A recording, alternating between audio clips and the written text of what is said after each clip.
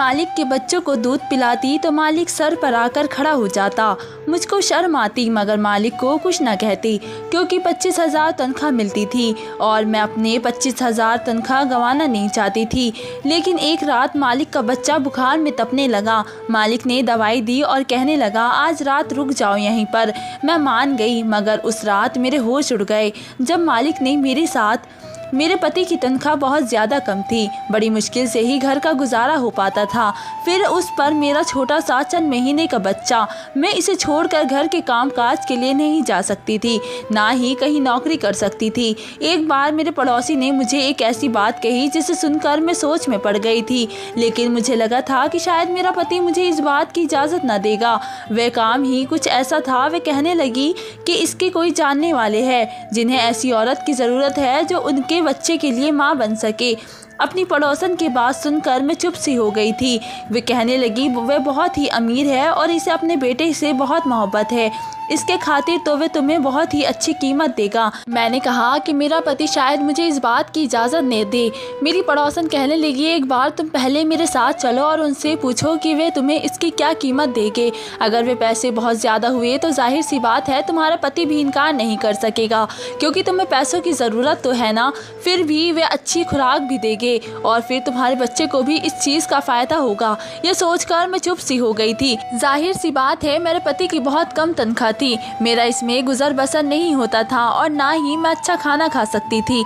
मेरा बच्चा बेहद कमज़ोर था और औलाद के खातिर मैं ये कदम उठाने के लिए भी तैयार थी, क्योंकि किसी दूसरे बच्चे को गोद में भरना और अपने बच्चे के साथ ही इसे शामिल करना आसान तो नहीं होता। लेकिन अपने बच्चे के खातिर मैं ये सब करने के लिए तैयार थी। मुझे भी अपनी पड़ोसन की बात ठीक ही लग रही थी कि पहले मैं उन लोगों से बात कर लूँ, ताकि अगर मैं मुझे से अच्छी तनख्वाह मिलने की उम्मीद हुई तो मैं अपने पति को मना लूँगी। अगले दिन मैं अपने बच्चे को गोद में लेकर पड़ोसन के साथ उनके बंगले में पहुंच गई। वे वाकई बहुत अमीर लोग थे। जब मैं अंदर गई तो इस घर की मालकिन टांग पर टांग रखकर सोफे पर बैठी थी और बच्चा बहुत रो रहा था और एक नौकरानी की गोद में था जो उसे फीडर पिला रही थी, लेकिन बच्चा दूध नहीं पी रहा था। मालकिन ने मुझे सर से पैर तक देखा और उसके चेहरे पर नागवारी सी गई थी। कहने लगी, न जाने तुम्हारे मालिक के दिमाग में कौन सा भूसा सवार हो गया है। आजकल लोग डब्बे का दूध पिलाते हैं और बच्चे खिल जाते हैं, लेकिन नहीं, इसे अपनी बात की पूरी करनी होती है। कहने लगी, बहरहाल ये मेरा मसला नहीं है। तुम्हारे मालिक अभी कमरे में हैं, बाहर आते हैं तो उनसे बात कर लो। ये कहकर वह उठकर बाहर चली गई और ड्राइवर को पकड़ने लगी कि उसने शॉपिंग पर जाना है, इसलिए गाड़ी को रेडी करे। मैं तो इस औरत को देखकर हैरान सी रह गई थी। ये कैसी माँ थी? फिर मैं सोचने लगी कि शायद कोई बीमार औरत है जो कि मजबूरन के हालात में अपने बच्चे को इसके हक से जुदा कर रही है। लेकिन ये तो हट्टी खट्टी औरत ही सेहतमंद थी, अपने बच्चे को माँ के प्यार दे सकती थी। लेकिन शायद आजकल की मॉडर्न किस्म की माएँ ऐसी ही होती है, अपने बच्चे को नौकरों के रहमो करम पर पालती है। इसे सीने से लगाने के बजाय नौकरों के हाथ में थमा देती है। मैंने गहरी ठंडी सांस भरी थी। वक्त की बात थी, मेरे पास इतने पैसे ना थे कि अच्छी खुराक खाती ताकि मेरा बेटा भी सेहतमंद होता। और इस औरत के पास सब कुछ है, लेकिन ये फिर भी अपनी औलाद को इसके हक से दूर रख रही है। और वह औरत जा चुकी थी। कुछ देर बाद उस घर का मालिक कमरे से निकला और मेरी पड़ोसन से कहने लगा कि ये वही औरत है। तो पड़ोसन कहने लगी, जी हाँ, ये वही औरत है। मेरी गोद में पड़े मेरे बेटे को उसने गौर से देखा था और फिर मेरी सेहत भी कोई बहुत अच्छी ना थी, मैं दुबली पतली सी थी। वे कहने लगा कि उन्हें तो खुद खुराक की अच्छी खासी ज़रूरत है, ये भला मेरे बच्चे को कैसे पाल सकती है। मैंने उसकी बात सुनकर कहा कि रोज़ी रोटी तो ऊपर वाले के हाथ में होती है, जिसे रब ने बच्चों के खाने का जरिया बनाया है तो ताकत भी वही देता है। मेरी बात सुनकर उसे बड़े ताज्जुब अंदाज में मुझे देखा था। कहने लगा, मेरा बच्चा बहुत बीमार रहने लगा है क्योंकि इसे पाउडर वाला दूध माफिक नहीं है और मेरी बीवी किसी तौर पर भी राजी नहीं कि बच्चे को इसका हक दे। अब मैं अपने बेटे की सेहत पर कॉम्प्रोमाइज़ नहीं कर सकता। मैंने कहा कि आप मुझे कितने पैसे दे सकते हैं। मेरे सवाल पर वो कहने लगा, जितने आप चाहे, मुझे पैसे देने में कोई एतराज़ नहीं है।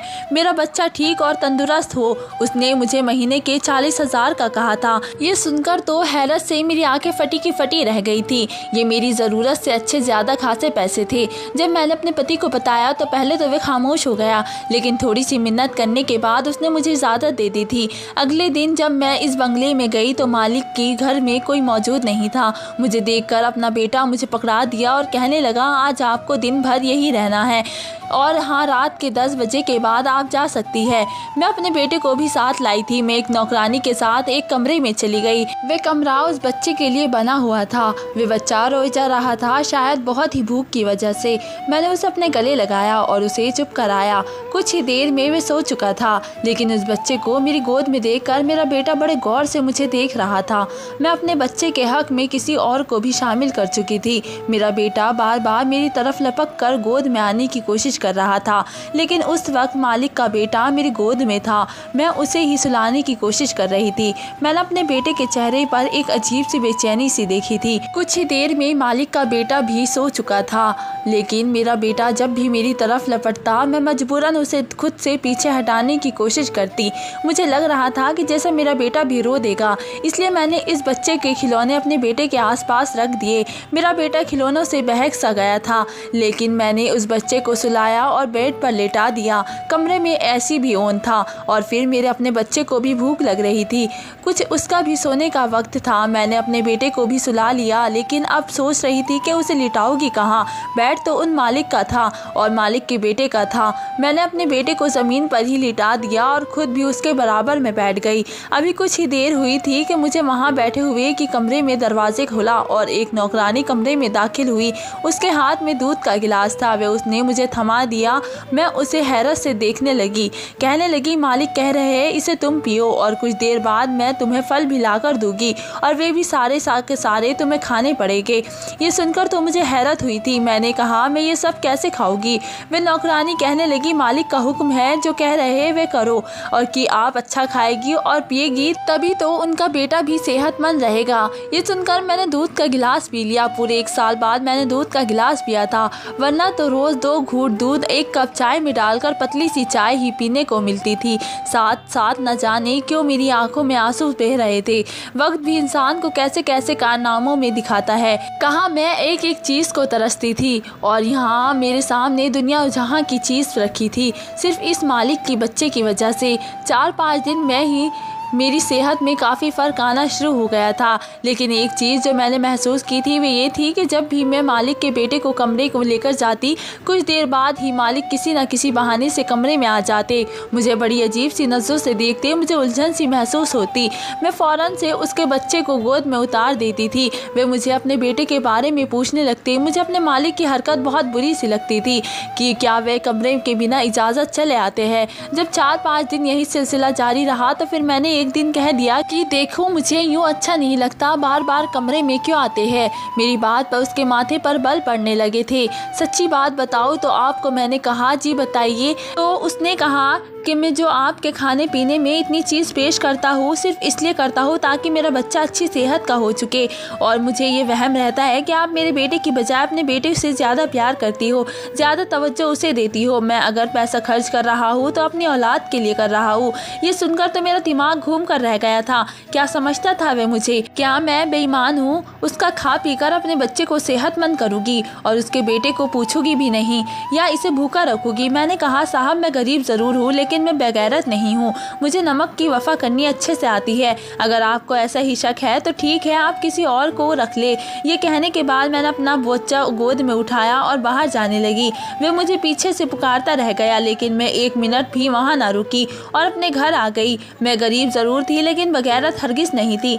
इतनी बातें सुनने के बाद भला मैं क्यों वहाँ पर रुक गई? मैं अपने बच्चे को हक इसके बेटे को दे रही थी, इसका ख्याल भी बहुत रखती थी। जब तक मैं वहाँ होती उसके बच्चे को संभालती थी और अपने बच्चे को उसके खिलौनों से बहलाती रहती। ये तो मेरे बेटे का हक था कि मैं उसे ध्यान देती थी। इसी रात मुझ पर एक और मुसीबत टूट गई। मेरा पति वापस घर ही नहीं आया था। रात के 12 बज गए तो मैं बहुत परेशान थी। जब फ़ोन आया मुझे पता चला कि किसी ने मुझे ये बताया कि मेरे पति का एक्सीडेंट हो गया है।